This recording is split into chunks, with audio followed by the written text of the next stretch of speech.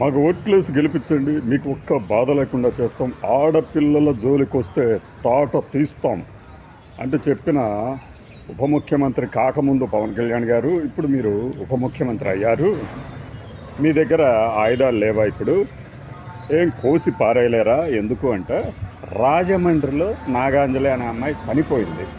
అది ఎలా చనిపోయింది? సూసైడ్గా నిన్నటి నుంచి చిత్రీకరిస్తున్నారు. హాస్పిటల్లో జాయిన్ అయిన తర్వాత, అంటే జాయిన్ చేసిన తర్వాత 13 రోజులకి ఆమె చనిపోయింది. అంటే ఆత్మహత్య చేసుకోలేదు. ఆసుపత్రిలో చేరేటప్పటికి బతికే ఉంది కదా, వాళ్ళ వాదన ప్రకారం బతికించలేకపోయారు. మరి దానికి ఎవరు బాధ్యులు? కిమ్స్ బొల్లినేని, అందులో ఉన్నటువంటి ఎవడైతే వేధింపులకు పాల్పడ్డాడో మరి వాడు ఏం చేయాలి? వాళ్ళు చెప్పినట్టు చేయాలి కదా, ఉరిదీయాలి కదా. తాటు తీస్తే ఎప్పటికప్పుడు మన హోంమంత్రి గారు కూడా ప్రకటనిస్తుంటారు కదా, అసలు కన్నెత్తి చూడాలంటేనే భయపడేలాగా చేస్తామండి అని. ఏదండి భయము? పైగా ఈ మొదటి నుంచి కూడా ఏం జరుగుతుంది? ఆ 13 రోజుల క్రితం నుంచి కూడా దాన్ని దాచిపెట్టేందుకే ట్రై చేసినాయి. ఎక్కడ ఒక వార్త కూడా రాలేదు చూడండి.